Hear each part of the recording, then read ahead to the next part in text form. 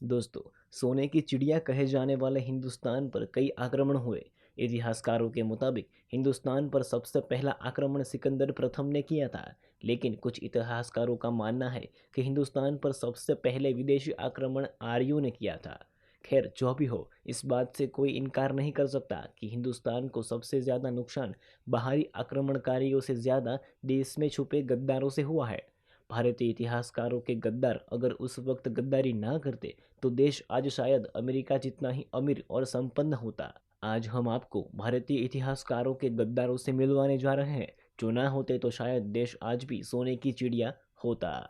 Number 1, Mir Jafar. British शासन के दौरान प्लासी की कुख्यात लड़ाई में मीर जाफर ने अपने ही राजा सिराजुद्दौला को धोखा देकर अंग्रेजों की मदद की, जिसकी वजह से भारत में अंग्रेजों को पांव पसारने का मौका मिल गया। प्लासी के युद्ध के बाद ही भारत में ब्रिटिश राज की स्थापना हुई थी। जाफर असरवादी और महत्वाकांक्षी था। हालांकि अंग्रेजों ने हिंदुस्तान के इस गद्दार को उसी के गद्दारी की सजा एक गद्दार से दिलवाई। अंग्रेजों ने मीर कासिम का सहारा लेकर मीर जाफर को मार डाला। नंबर 2, राजा जयचंद राठौड़।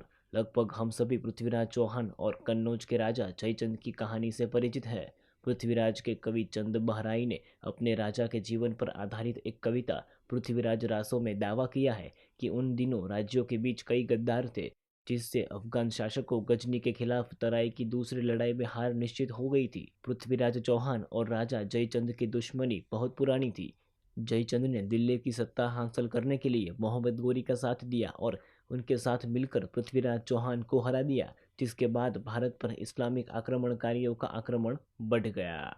नंबर 3, जयाजीराव सिंधिया। भारत इतिहास के गद्दार का जब भी नाम लिया जाएगा तो उसमें जयाजीराव सिंधिया का नाम जरूर आएगा। वो एक भारतीय इतिहास के गद्दार थे, जिन पर अपनी वीरता और बहादुरी के लिए जानी जाने वाली रानी लक्ष्मीबाई से गद्दारी की थी।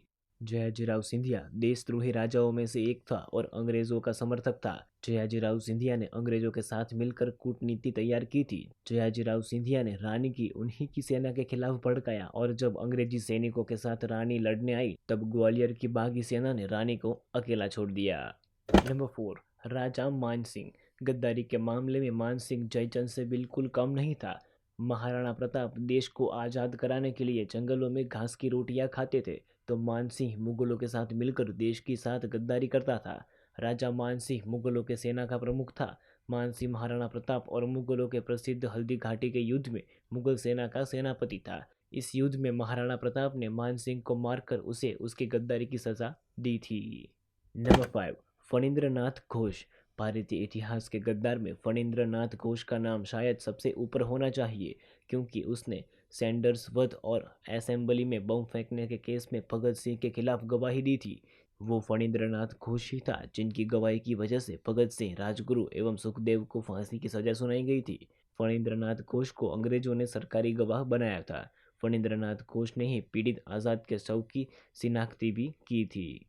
तो दोस्तों, ऐसी ही जानकारी भरे वीडियो देखने के लिए हमारे साथ हमेशा जुड़े रहिएगा और इस वीडियो को अपने दोस्तों और परिवार के साथ ज़रूर शेयर कीजिएगा। धन्यवाद।